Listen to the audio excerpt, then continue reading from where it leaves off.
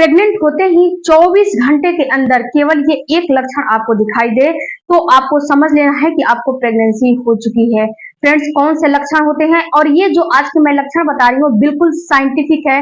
सारे लक्षण तो गलत हो जाएंगे पर ये लक्षण मैं आपको दावे के साथ कह रही हूँ कि 100% श्योर होते हैं और सही होते हैं और सटीक होते हैं। अगर इस लक्षण को आप एक बार समझ लोगे, जान लोगे कि इसको कैसे क्या समझना है, जानना है।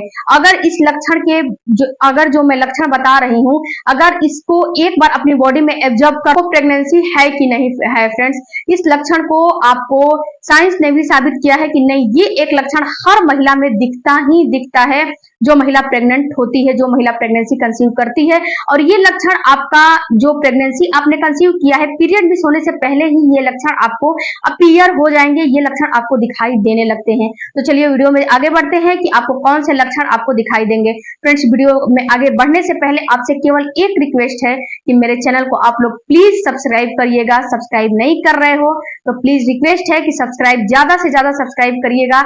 और फ्रेंड्स, आपके नॉलेज के लिए ही मैं वीडियो वायरल होगी। कोई भी क्वेश्चन होगा तो कमेंट बॉक्स में आप जरूर पूछिएगा, उसका रिप्लाई आपको जरूर मिलेगा। फ्रेंड्स, जो है इंस्टाग्राम पे बहुत ज्यादा डीएम आते हैं तो सबका रिप्लाई देना तो मुश्किल नहीं होता है, लेकिन मैं कमेंट पढ़ के और सबका वीडियो बना देती हूँ। उसपे जिसपे बहुत ज्यादा जो है कमेंट आते हैं उस पर मैं एक वीडियो जरूर बनाती हूँ। चलिए वीडियो में आगे बढ़ते हैं। फ्रेंड्स, जो मैं आज के वीडियो में आपको जो लक्षण बता रही हूँ ये आपको 24 घंटे के अंदर ही दिखाई देने लगते हैं। बिल्कुल ही मैं दावे के साथ आपको बता रही हूँ कि ये लक्षण बिल्कुल 24 घंटे के अंदर में दिखाई देते हैं और बिल्कुल सच्चे ये लक्षण होते हैं। सबसे पहले फ्रेंड्स, आपको करने क्या है कि जब आपका प्रेगनेंसी हो जाता है और जब आपका इम्प्लांटेशन का फेज आता है उसी समय ये लक्षण दिखते हैं। जब आपका इम्प्लांटेशन होने लगता है तो उस समय क्या होता है, इम्प्लांटेशन के समय कि वहां पे जब आपका बच्चा आपके एंडोमेट्रियम की दीवार में धंसता है, यानी कि जो फर्टिलाइज एग है, जो आपका ओवुलेशन हुआ है उस समय एग निकला है और एग निकलने के बाद जो अंडा फर्टिलाइज हुआ है आपके पार्टनर के स्पर्म के साथ, वहां पे वो क्या होता है कि वहां पे सफर तय करके आता है इम्प्लांट होने के लिए आपके जो एंडोमेट्रियम की दीवार है, यानी कि बच्चेदानी में। तो जब बच्चेदानी में ये आता है तो वहां पे उसके टिश्यूज को ये कुरेदता है। तो जब कुरेदता है तो यहाँ पे बहुत सारे लक्षण आपको दिखाई देता है और कुरेद के यहाँ पे ये धंसता है। लेकिन आपको एक लक्षण दिखाई देगा, वो है बेसल बॉडी टेम्परेचर। देखो डियर, बेसल बॉडी टेम्परेचर जो है आपको अगर दिखाई दे रहा है, हल्का सा इंक्रीज हुआ है आपके अंदर की बेसल बॉडी टेम्परेचर, तो 100% आप समझ जाओ कि मुझे प्रेगनेंसी हो चुकी है, आप प्रेग्नेंट हो चुके हो। अब बात करते हैं फ्रेंड्स कि इसको आप नापोगे कैसे, क्योंकि बहुत सी महिलाएं इसको जो है नाप जो आप इसका लेवल लेते हो ना, वो गलत तरीके से लेते हो। कैसे लेना है ये देखो। जब आपको ओवुलेशन के समय इसको देखने हैं, क्योंकि ओवुलेशन जब होता है उस समय भी बेसल बॉडी टेम्परेचर नापा जाता है। अगर उस समय नापोगे तो भी आपको समझा देगा कि आपका अब ओवुलेशन होने वाला है। और जब आपको प्रेगनेंसी हो जाती है तो उस समय भी आपको बेसल बॉडी टेम्परेचर को नापा जाता है। उस समय भी नाप के आप ये समझ सकते हो कि आपको प्रेगनेंसी हो चुकी है। तो यहाँ पे फ्रेंड्स आपको क्या करना है कि जब आपका इम्प्लांटेशन का समय आ चुका है तो उस समय आप अपने जहां आपका बेड है वहां पे एक टेबल के पास आप एक पेन, डायरी और एक जो थर्मामीटर है उसको रखो। उसको रखने के बाद आप क्या करो कि सुबह में जब उठते हो तो उस समय अपने थर्मामीटर से अपने बेसल बॉडी टेम्परेचर को आप नापो। उस समय जब नापोगे तो उसमें क्या होगा कि आपको एक दिन ऐसा आएगा कि एक दिन ही आपकी बेसल बॉडी की टेम्परेचर जो है हल्की सी इंक्रीज यानी कि आधा से 1 डिग्री बढ़ी हुई महसूस होगी। तो अगर आपको ऐसा महसूस हो रहा है तो वही फ्रेंड्स आपको समझना है कि मेरा इम्प्लांटेशन सक्सेसफुल हो चुका है, अब मुझे प्रेगनेंसी हो चुकी है। और फ्रेंड्स आपको डेली का डेली नापना है और डेली का डेली नोट पैड पे लिखना है डेली, यानी कि आपका जो जिस दिन पीरियड आया है उसके आपको 20वें दिन के बाद से इसको नापने हैं और इसको नाप के डेली आपको अपने डायरी पे लिखना है। और डायरी पे लिखते लिखते एक दिन ऐसा आपको समझ में आएगा कि आधा से 1 डिग्री जो है बढ़ा हुआ है।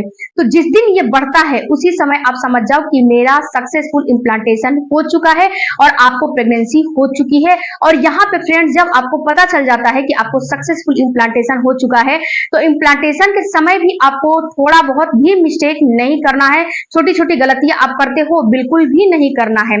अगर करोगे तो आपका सक्सेसफुल इम्प्लांटेशन बिल्कुल फेल हो जाएगा और फेल होने के बाद आपको पीरियड आ जाएंगे और जब पीरियड आ जाएंगे तो आप फिर वहीं पे आप बिल्कुल हताश हो जाओगे। और फ्रेंड्स, ऐसा महसूस कितनी महिलाओं को तो फीवर जैसा भी महसूस होने लगता है। जब बेसल बॉडी टेम्परेचर बढ़ता है तो कितनी महिलाओं को ऐसा महसूस होता है कि उनको फीवर सा आ रहा है, तो फीवर जैसा लग रहा है या फिर लिथार्जी लग रहा है या फिर थकान हो रहे हैं, तो आपको किसी भी प्रकार का मेडिसिन का इस्तेमाल नहीं करना है। कितनी महिलाएं सोचती हैं कि फीवर आ रहा है, चलो मेडिसिन का इस्तेमाल कर लेते हैं, कहीं मेडिकल स्टोर से मेडिसिन लेकर आकर खा लेते हैं, तो नहीं करना है। क्योंकि यहाँ पे फ्रेंड्स जो मेडिकल स्टोर से मेडिसिन लाकर खाते हो वो बहुत ही तगड़ी जो है मेडिसिन देते हैं। उसके बाद फ्रेंड्स उसमें एंटीबायोटिक का भी इस्तेमाल होता है, तो यहाँ पे आपकी एंटीबायोटिक को है और जो बहुत ज्यादा एमजी की जो मेडिसिन है वो आपके गर्भ को गिराने का काम करेगी। तो आपको मेडिकल स्टोर से मेडिसिन लाकर नहीं खाने हैं, नहीं इस्तेमाल करना है, नहीं तो आपको कहीं ना कहीं आपका सक्सेसफुल इम्प्लांटेशन फेल हो जाएगा। और जब फ्रेंड्स आपका आधा से 1 डिग्री जब आपका इंक्रीज हो जाता है तो यहाँ पे फीवर जैसा भी महसूस होने लगता है, लेकिन आपको मेडिसिन नहीं खाने हैं। इस चीज को आपको समझना है। अगर बहुत ज्यादा आपको दिक्कत है, बहुत ज्यादा आपको परेशानी है, तो आपको करने क्या है, आप अपने डॉक्टर के पास जाओ। डॉक्टर के पास जाओगे और अपनी सारी जो स्थिति है डॉक्टर से शेयर करो कि मैं जो है प्रेगनेंसी कंसीव कर रही हूँ, मुझे ये दिक्कतें आ रही हैं, मुझे ये परेशानी हो रही है, तो उस हिसाब से डॉक्टर आपको मेडिसिन देंगे। और वहां पे डॉक्टर जो मेडिसिन देते हैं वो मेडिसिन कम एमजी की होती है, और वहां पे आपको डॉक्टर एंटीबायोटिक नहीं देते हैं, कोई हल्की फुल्की दवाइयां देते, हल्की फुल्की मेडिसिन देके आपको थोड़ा सा जो है कंट्रोल करने की कोशिश करते हैं। लेकिन ये सारी चीज आपको आपकी बॉडी में एक्सट्रोजन प्रोजेस्टेरोन हार्मोन बढ़ने की वजह से हो रहा है, और यहाँ पे एचसीजी हार्मोन बढ़ने की वजह से हो रहा है, और इसके साथ फ्रेंड्स और भी हार्मोन होते हैं जो कि बढ़ने की वजह से ये सारा चीज आपको हो रहे हैं। और ये एक प्रकार के प्रेगनेंसी के लक्षण होते हैं। जो आपको फीवर आ रहे हैं, जो आपको बेसल बॉडी टेम्परेचर थोड़ा सा इंक्रीज हुआ है, वो थोड़ा सा आपको एचसीजी हार्मोन बढ़ने की वजह से हो रहा है। यहाँ पे एक चीज और मैं फ्रेंड्स बताना भूल गई थी कि जब आप अपना बेसल बॉडी टेम्परेचर नापोगे, वो पीरियड के आपको 20वें या फिर 18वें दिन से नापना शुरू कर देना है। और ये आपको जो अगला पीरियड मिस नहीं हो जाता है तब तक आपको नापने हैं, क्योंकि कितनी महिलाओं का जो पीरियड आने वाला रहता है उस समय भी इम्प्लांटेशन होता है। तो जब पीरियड मिस नहीं हो जाता है तब तक आपको कम से कम 10-12 दिनों तक इसको डेली का डेली नापना है, और अपना पैर जमीन पे टच करने से पहले ही नाप लेना है। यानी कि बेड से उठे और उठ के अपने पैर को जमीन पे नहीं रखना है, पहले बेसल बॉडी टेम्परेचर को नाप लेना है, लिख लेना है, उसके बाद तो जमीन पे अपना पैर रखो और जो इच्छा सो करो। तो इस चीज को आपको ध्यान रखना है, और इसको जो नाप रहे हो उसको तरीके से नापोगे तो आपको रिजल्ट सही मिलेगा। आई होप फ्रेंड्स कि ये वीडियो आपके कुछ काम का लगा होगा, तो जरूर सब्सक्राइब कीजिएगा, और आपकी जो भी क्वेरी होगी तो कमेंट बॉक्स में ज़रूर दीजिएगा, और सारे आपके जितने भी सवाल होंगे उसका मैं एक दिन लाइव आके सारे सवालों को पिक करके और एक डायरी पे लिखती हूँ, और उन सारे सवालों का आपका रिप्लाई देने की कोशिश करूँगी।